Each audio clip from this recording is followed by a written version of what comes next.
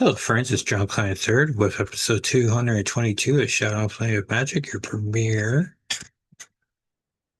Kitty Pride, Lockheed, and Magic podcast. And today we're going to kick off all new Doop number event starting with issue 1. And then we are going to spoil the heck out of Superman, Spider-Man 1, Godzilla, Infinity War 2, Uncanny X-Men Volume 625, Generation X 23, Rogue, and then very quickly, Rogue 3, Inglorious X-Force 3, Side Dimensional Rivals 3, Psylocke Ninja 3, Wolverine Weapons of Armageddon 2, Ultimate Endgame 3, and then even quicker, Iron Man 3, New Avengers Volume 510, Wiccan Witches Road 4, and Dungeons of Doom 3. So I'll do Dupe 1. This takes place between Battle of the Atom 1, All New X-Men Volume 116, and X-Men Volume 4, 4. And this came out in June 2014. And you can follow along on my YouTube and TikTok channels at JackalsIII. And say welcome to all the friends of the friend of the pod, Comic Books Beyond, and hopefully um just welcome back everybody. So this is brought to us by Peter Milligan, writer, David Lafiente, artist, Laura Aldred, color artist, VC's Clayton Cowles, letterer, cover artist by Michael and Laura Aldred, and assistant editor was Devin Lewis, editor Nick Lowe, editor-in-chief Axel Alonso, Joe Quesada, chief executive officer, Dan Buckley, publisher, and Alan Fine, executive producer. And even though and when asked what was is my favorite part of Battle of the Atom, besides the excellent podcast by Adam and Zach, I would say it's all due Dupe. And if you had to choose this or to read the event itself, I would say go with this. And even though this comic came out in 2014, we don't really get much of a recap except for a couple of words here. There's a green potato-looking thing that lives with the X-Men. He is Dupe in the real Battle of the Atom. Somewhere in Dupe space, I am the spirit of the margins, and this is a story of the before, the almost, and the after. This is a story of a marginal character called Dupe and an obsession that might change the world. An alarm's going off. There's a Kitty Pryde alert, which is an alert I need in my life. If he can get there on time, and then we catch up to where we are in the event, which is Kitty trying to save her young charges in the original X-Men and meeting Magic and her revolutionary X-Men. Back in the real world, Duke being marginal can drop into events when and where he likes. Right now, Kitty Pryde is taking the time-swept original X-Men on a mutant reconnaissance mission, waiting for the things to get more complicated by a Sentinel attack. Luckily, present-day Cyclops' uncanny X-Men arrive to help. Confused yet? Don't worry, just watch for the little guy. And Kitty's can't help but have a feeling that she is being watched, and young Iceman is telling her to not to get paranoid, but he's looking right at us, and that's fun. We get a great double page splash here of just all the X-Men fighting Sentinels. I guess there he is, recording the Wonderful Madness. Kitty's doing a cool drop kick, phasing drop kick. And Dupe has a letter. Who's he have that for? And we see Kitty's just being awesome here. And then Duke finds her.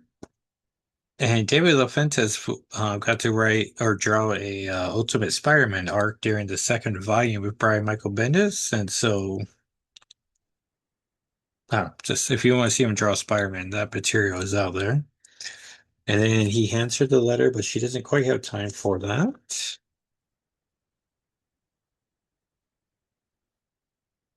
This is hard to turn up. And then we see one of the moments that caused the issue with the time traveling X-Men that young Cyclops gets blasted and or adult Cyclops has disappeared. So it's like, yeah, these guys can't go back in time. Like, come on now.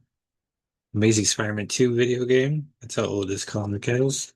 It's a whole Spider-Man ago. Through the marginal, Duke realizes he has a role to play in the story, greater than anyone might have guessed. And so then he grabs Triage to heal young Scott.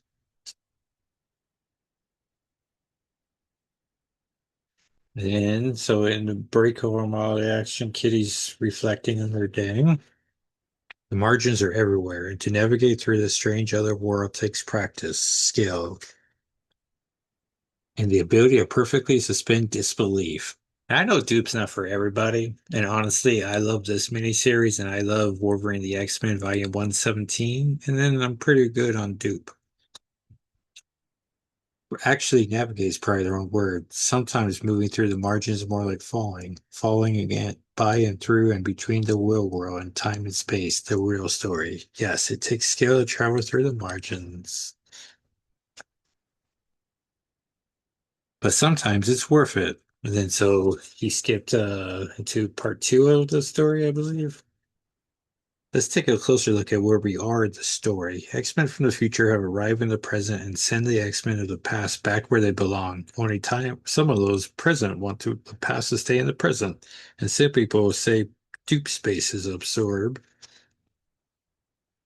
And then the Iceman. So this is when Kitty's dating adult Bobby, and Teen Jean hasn't revealed Teen Bobby's preferences.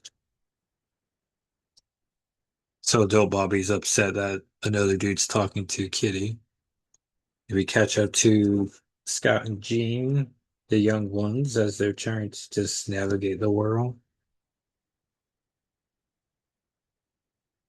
The Jean School, Gray School for Higher Learning.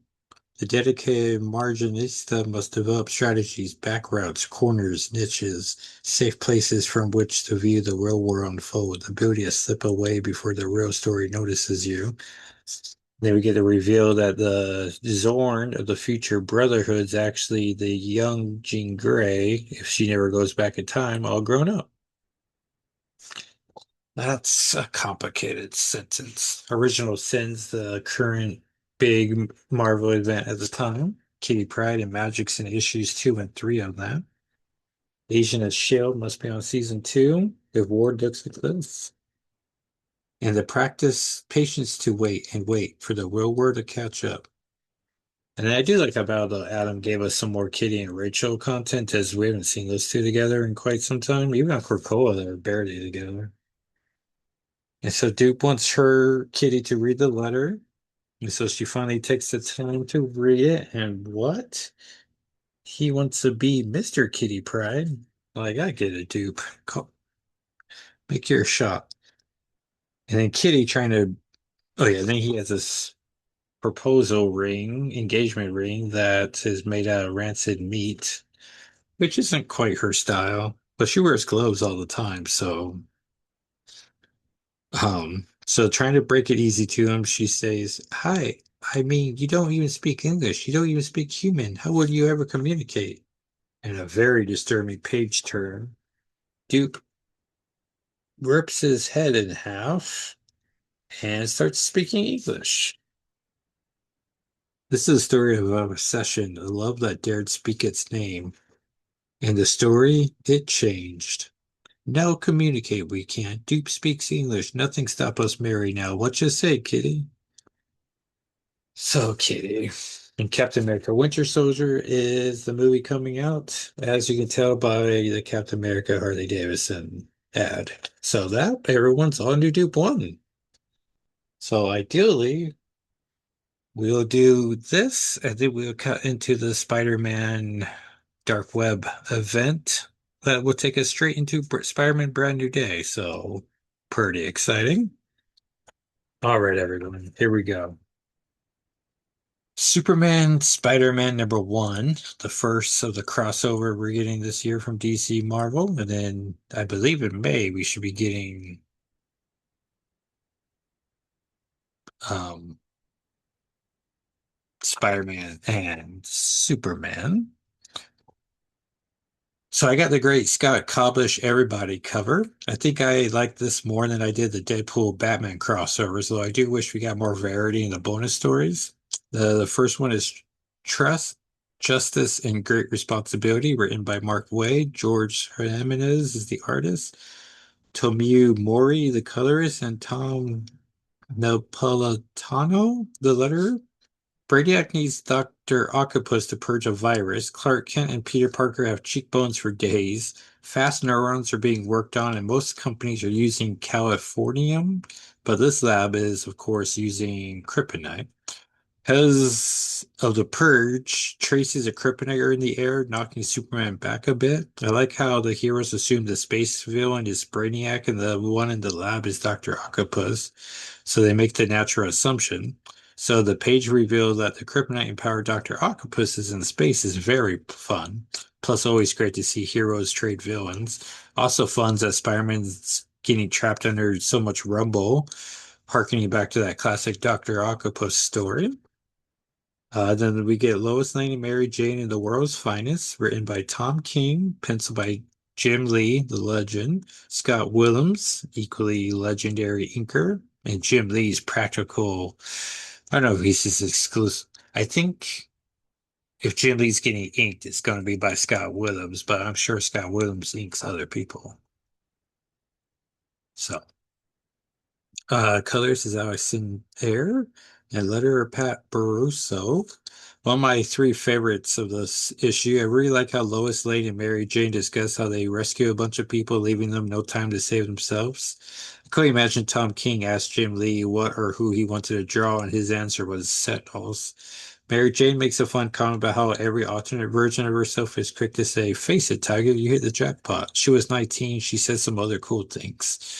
Sentinel punching Superman's just something I wasn't expecting to see. Mary Jane shares that Spider-Man has a sad thing for bridges. We get a Superman Spider-Man fastball special. This short is just giving us everything. We get an Uncanny X-Men 142 homage with Superman substituting for Logan as the Sentinel blasts him. The ladies meet Gambit, who has been looking for his deck of cards. One would think there was plenty of debris for him to use, but he's committed to the bit. Lois Lane carries a deck of cards in her purse as she plays with security guards. And so, yeah, works out. A very nice moment of the ladies sharing how lonely this life can be. Gambit looking cool, but the Sentinel super destroyed. Pun intended. So cool getting Superman to say Gambit. Lois Lane's he's pretty nice with Mary Jane's and nicely pretty. That's just fun comics, y'all. Somehow Gambit got aces with both Superman S insignia and Spider-Man Spider insignias. Like, sure. Superboy Prime and Amazing Spider-Man pages. Christopher Priest wrote it. Daniel Sambraeri is the artist. Alejandro Sanchez is the colorist, and Willie Sherbert is the letterer. This one I didn't connect with. Superboy Prime is breaking the fourth wall, but not in a fun way, in a more obnoxious way. The story's main villain is High Revolutionary. Superboy Prime was going to trade his freedom for the Spider-Man black suit symbiote. We get Uncle Ben's other famous line, "Stop feeding your veggies to the dog," which I can only imagine he said more often. Superboy and Spider-Man 2099 and Beyond the Cobwebs of Tomorrow, written and drawn by Sean Murphy. Simon Goff is the colorist, and Anwood Design is the letter. Legion of Superheroes, Superboy, and Spider-Man 29 team up for a story that I wish got half the pages the previous one got. This one set up a fun story in the Beyond of the titles because we also got Batman Beyond. The potential here is sensational, but literally they're like, well, just jump on this train and go. And it's like, oh man, if the Spider-Boy Prime story just had three less pages, this one could have three more pages. I mean, I think that's how that works. Superman's pal Jimmy Olsen and Carnage and Jimmy Con Carnage. Written by Matt Fraction. Artist is Steve Leiber. Colorist Nathan Fairbairn. And letter Clayton Cowles. Jimmy Olsen needs to get pictures of Spider-Man for J. Jonah Jameson. Peter Parker can tell Jimmy isn't saying Spider-Man with the hyphen and warns him that signals he's a tourist around here. Jimmy notices a red suit and goes down a dark alley. He runs into Carnage and doesn't put the hyphen in, and Carnage doesn't take to visit to tourists. So, Jimmy tried to use his Superman watch, but it needed a firmware upgrade. So, Jimmy dies, and J. Jonah Jameson memorizes him. As his last act in life was taking a very menacing picture of a Spider-Man or Spiderman. This was just perfectly paced. Like, what a great feature. Jonathan Kent and Ben Parker and Bridge, and I liked how someone had to come up with a font for Jonathan Kent and Ben Parker, as neither of them have headlined a comic, as far as I know. This was written by Jeff Lemire. Artist is Rafa Sandova. The colorist is Ulysses Aurora and letter Becca Carey. Apologies, I'm pronouncing these as best as I can. This was the perfect length for this story. Superman and Spider-Man are having a chat through narration boxes, as what we're seeing is Jonathan Kent and Ben Parker rescuing some kids during a flood. The heroes are not that different. Um, the Daily Planet and Daily Bugle and Bias, written by Jug Rucka. Nicola Scott is the artist. Colorist is Marcelo Maiolo. And letter Ariana Maurer. Lois Lane and J. Jonah Jameson are in the crosshairs with Jack Ryder, who I know from the Arkham games. Ryder is putting Jameson on the spot for his ridiculous take on Spider-Man. Jameson doesn't like Spider-Man's mask, and in the respectable heroes, we get the Fantastic Four, Wonder Woman, Captain America, who's wearing a mask, and Superman. I guess Cap gets a pass as everyone knows his secret identity name.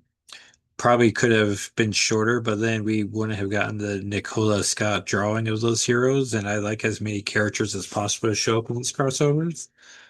And then lastly, Power Girl and Punisher and Blind Date, written by Gail Simone, art by Beline Ortega, color by Jordi Belair, and Lucas Gatoti is the letter. Simone is wild for setting up Power Girl on a blind date with Paul Rabin. That's right, Mary Jane's infamous ex-boyfriend that everybody loves. Punisher is working protection for the Bar of No Name. It is raining. He doesn't have an umbrella, so Power Girl lends him her very pink and cute umbrella. The villains think Paul is Vandal Savage, who has a contract out on him.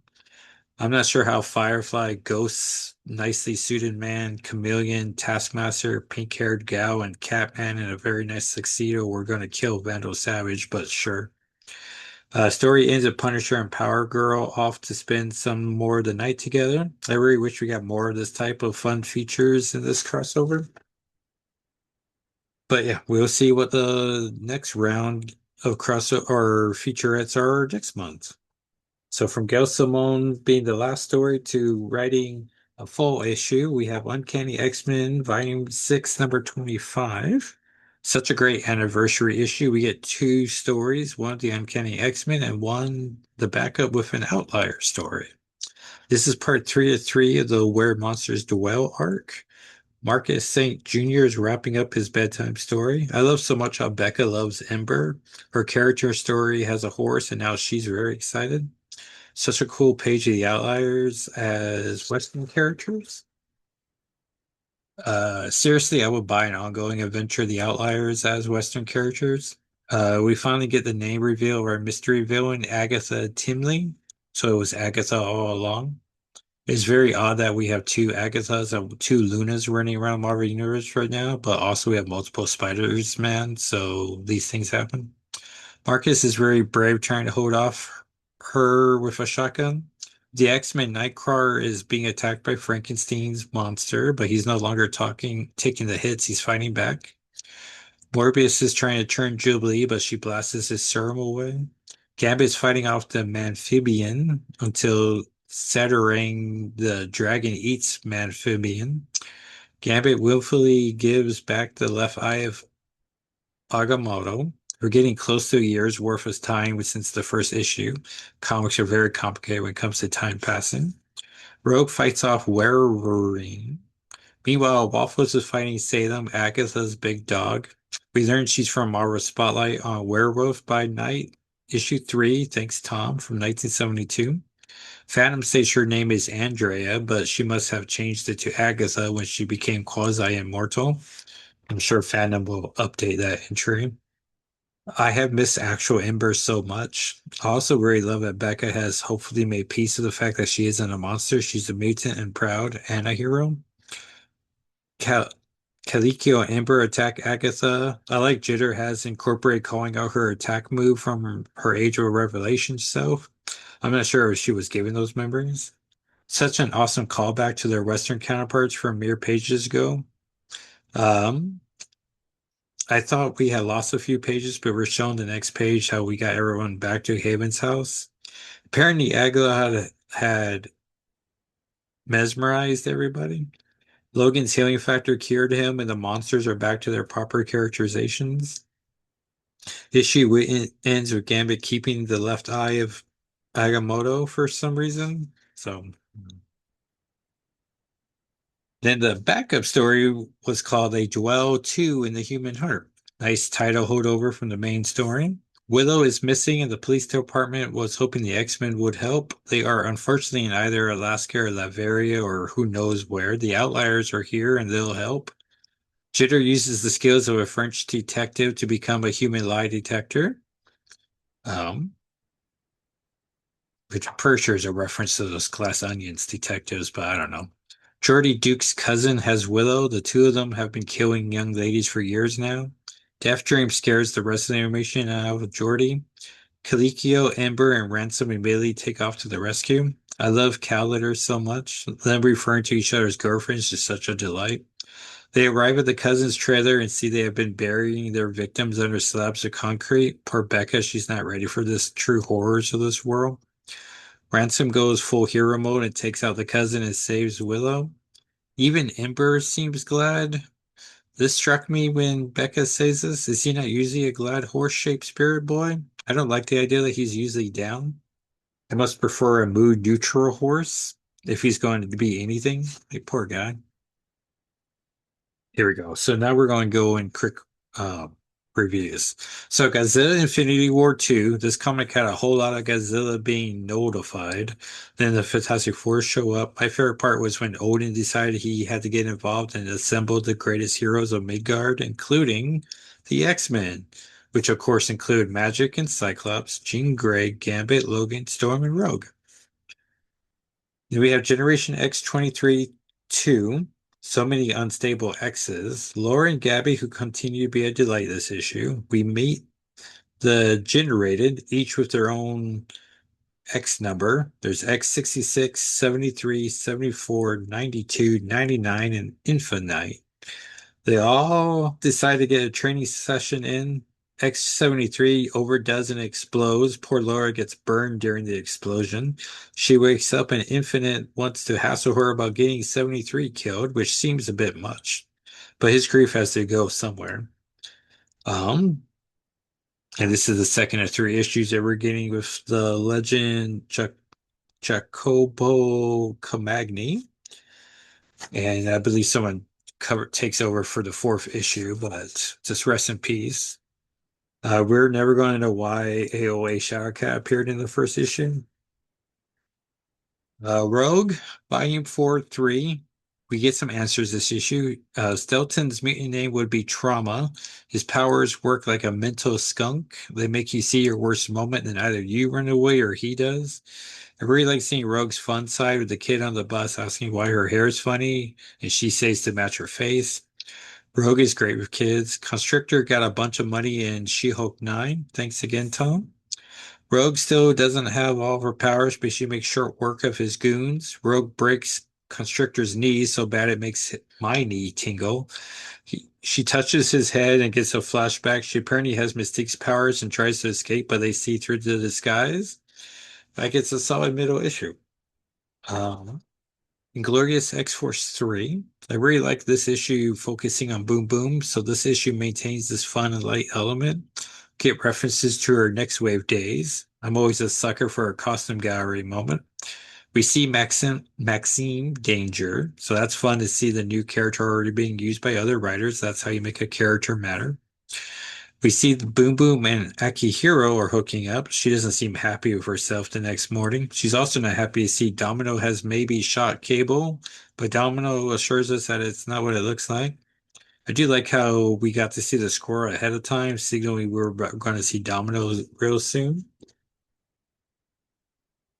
And we get some quick reviews. So, Side Dimensional Rivals 3, I really like the art styles in this issue by Peach Momoko, Alina Casagrande, Bengal, and Mike Del Mondo.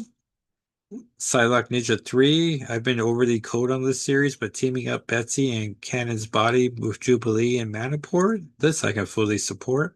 Such a fun issue, and it takes a full issue for Elektra to find Psylocke. So next issue, Elektra versus Psylocke 2, Electric Boogaloo. Wolverine Weapons of Armageddon 2, a bunch of plot happens with a discount Captain America, Logan, and that lady as Duke keeps getting closer to where they're at. Ultimate Endgame 3, Magic was on the main cover and a variant cover, but only seen in the credits page again. I do like that Ultimate Wolverine showed up for a panel clawing some goon. Ultimate X-Men have arrived at the city, so it was nice to see that they were still searching for armor. Hopefully she isn't in the city. And Iron Man Volume 7-3, I really like the romance this issue. Carnero, Woodward make every page pop. It was a nice delight once Pepper Potts interrupted Tony's date with Luna Lucia, who have met before. And New Avengers Volume 510, even Avenger books, new as it is, isn't immune to the only 10 issues run philosophy. I had no idea this was the last issue. Wolverine was great here, as she always is. Natasha turns out was more in control than we thought, which of course she was. Wiccan Witches Road 4, a bunch of plot here, but then Storm and Wanda show up and Wanda gets a hug from Wiccan. That was nice. Dungeons of Doom 3, a bunch of plot here with Red Hulk and Laverians. Then the Hell Hunters arrive at the end. They will be appearing next in Inferno Hulk, so that's pretty cool. The next week's comics, we have X-Men Volume 728, Deadpool April's Fool's Day 1. I think the main features are in by Gail Simone. Logan, Black, White, and Blood 4. Marvel Rivals Duel of Kings 1. See if Magic's in that. Captain Marvel Dark Pass, which I can only assume Rogue will be in. And Stephanie Phillips Daredevil 1. So yeah, pretty nice. Oh yeah, I saw the first episode of Daredevil Born Again, season 2, episode 1, and pretty great start. Like it seems like the season should be terrific if it just matches it. And the top 10 X comics of the year so far: number 1, X-Men United 1, Magic and Colossus 2, Moonstar 1, Avengers Volume 934 with Kitty Pryde. Coming at 5, Generation X 23, Sorcerer Supreme 3, Wolverine Volume 8, 17, X-Men Volume 727, Uncanny X-Men Volume 625 making the list, and rounding up the list at number 10, Cyclops Volume 4 2. So thank you everyone for listening or watching if you're one of our YouTube friends. You can follow me on all the socials at S&FW. Nope. That's the podcast that shows are S&FwM, which I'm going to have on Saturday, like visual tour the issue. And then on Sunday, it will just be the clips, the panels from the comic. And then you can follow me on socials at JackalsIII. And once again, we did, speaking of crossovers with Superman and Spider-Man, it'd be like a podcast crossover at half the price or at zero price. Comic Books Beyond. I was a guest, he was a guest, Adam was a guest on the previous episode, and so that quite proud of the team up there and check those out. All right, everyone. Next week we will do all new Doop 2, those comics, and possibly more. All right, everyone. Until next time. Elsta. No, wait, that's Turtle Soups. Uh, a sign off. That's something cool. I don't know why I thought I was gonna do it on the spot there, but something about like shadows and flame with magic. Well, that's just saying the title. I gotta come up with something. All right, everyone. Thanks again for listening and for watching. Until next time. Bye.